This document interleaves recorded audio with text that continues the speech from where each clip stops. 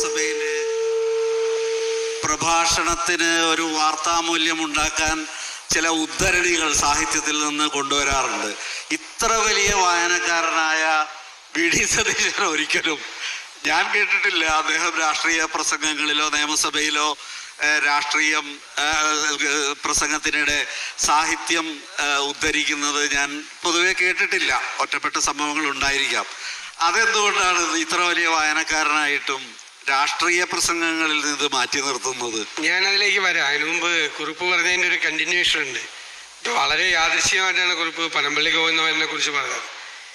ഞാൻ കണ്ടിട്ടില്ല അതുവരെ, അദ്ദേഹത്തെ പരിചയപ്പെട്ടിട്ടില്ല.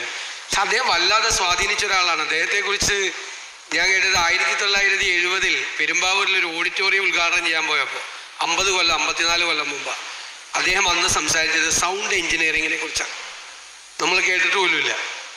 അദ്ദേഹം തൃശ്ശൂർ എഞ്ചിനീയറിംഗ് കോളേജ് ഉദ്ഘാടനം ചെയ്യാൻ ചെന്നപ്പോൾ കുട്ടികളോട് ചോദിച്ചു എന്ത് സബ്ജക്റ്റിനെ കുറിച്ച് സംസാരിക്കണമെന്ന് ചോദിച്ചു.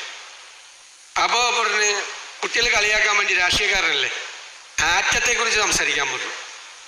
അപ്പോൾ അദ്ദേഹം 1.5 മണിക്കൂർ ആറ്റത്തെക്കുറിച്ചും ഫിസിക്സിനെ കുറിച്ചും സംസാരിച്ചു. അദ്ദേഹം ഇറങ്ങിപ്പോയപ്പോൾ സ്റ്റാൻഡിങ് ഒവേഷൻ ആയിരുന്നു. കുട്ടികളും അധ്യാപകരും കൂടി ഇറങ്ങി. ഇത്രയും ഒരു മനുഷ്യനെ കണ്ടില്ല.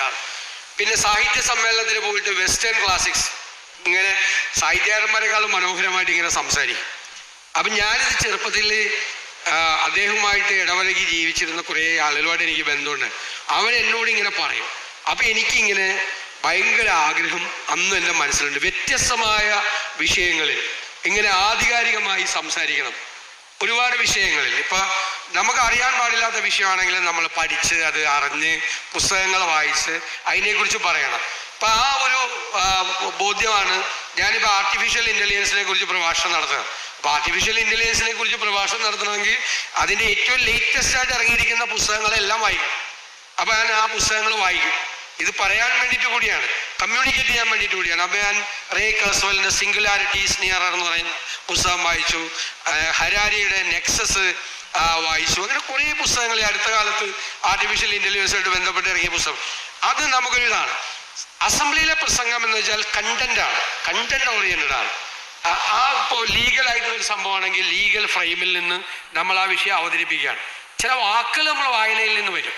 വായനയിൽ നിന്ന് ഇപ്പോൾ ഒരാൾ ഷേക്സ്പിയറെ കോട്ട് ചെയ്ത് അപ്പുറത്തുനിന്ന് പറഞ്ഞാൽ ഞാൻ ഇപ്പുറത്തുനിന്ന് ഷേക്സ്പിയറെ കോട്ട് ചെയ്ത് അതിന് മറുപടി പറയും.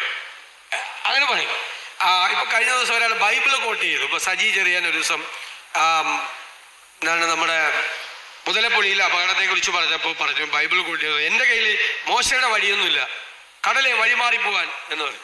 അപ്പം എനിക്ക് പെട്ടെന്ന് ബൈബിളിലെ വാചകം എനിക്ക് മറുപടിയായിട്ട് പെട്ടെന്ന് വന്നു. അപ്പം ഞാൻ പറഞ്ഞു ഭരണാധികാരിക്ക് കയ്യിൽ വേണ്ടത് മോശയുടെ വഴിയല്ല, ശലോമോന്റെ പ്രാർത്ഥനയാണ്. നിന്റെ പ്രജകളെ നന്നായി നടത്തിക്കൊണ്ടുപോകാൻ ഉള്ള ജ്ഞാനം, വിസ്ഡം എനിക്ക് തരണമേ എന്നുള്ള ശലോമോന്റെ പ്രാർത്ഥനയാണ്. ആ പ്രാർത്ഥന നിങ്ങളുടെ കയ്യിലുണ്ടായിരുന്നെങ്കിൽ 6 മാസം മുമ്പേ ഈ വിഷയം തീർന്നേനെന്ന് പറഞ്ഞു. അത് നമ്മുടെ ഞാൻ ബൈബിൾ വായിക്കുന്ന കാരണം ബൈബിളിൻ്റെ ഇൻ്റർപ്രിട്ടേഷൻ വായിക്കും. അങ്ങനെ പറഞ്ഞു കഴിഞ്ഞാൽ ഒരു സാഹിത്യകൃതി വായിച്ച് പറഞ്ഞു കഴിഞ്ഞാൽ പെട്ടെന്ന് അതിനകത്ത് മറുപടി വരും, ഓർമ്മ വരികയും ചെയ്യും. പിന്നെ വാക്കുകൾ വരും, നല്ല വാക്കുകൾ നമുക്ക് വരും, ചില വാചകങ്ങൾ നമ്മൾ വരും. അനാവശ്യമായിട്ട് നമ്മളിങ്ങനെ ഒരു ഉദ്ധരണിയായിട്ട് അങ്ങനെ പറയാറില്ല. ഒരു സബ്ജക്റ്റ് പറഞ്ഞാൽ ആ സബ്ജക്റ്റ് പറയും. ആ സബ്ജക്റ്റിൽ ഇപ്പം നമ്മളൊരു മെഡിക്കൽ ബില്ലിലാണ് സംസാരിക്കുന്നത് എന്ന് പറഞ്ഞാൽ നമുക്ക് ആ മെഡിക്കൽ ടേംസ് വരും. മെഡിക്കൽ ടേംസ് അതുമായിട്ട് സംസാരിക്കുന്ന പുസ്തകം വരും.